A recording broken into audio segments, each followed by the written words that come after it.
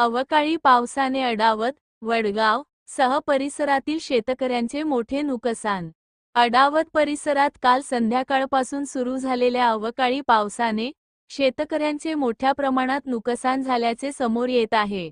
जोरदार वाऱ्यासह झालेल्या मुसळधार पावसामुळे पिके आडवी झाली असून अनेक ठिकाणी शेतकऱ्यांचे प्रचंड नुकसान झाले आहे।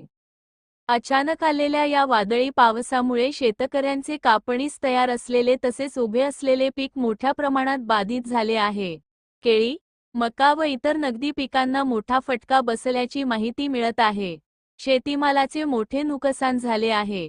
या अवकाळी पावसामुळे शेतकऱ्यांचे भरून न निघणारे नुकसान झाले असून शासनाने तातडीने याची दखल घेण्याची गरज व्यक्त होत आहे। नुकसानग्रस्त शेतकऱ्यांचे पंचनामे त्वरित करून त्यांना आर्थिक मदत देण्यात यावी, अशी मागणी शेतकरी वर्गातून जोर धरत आहे।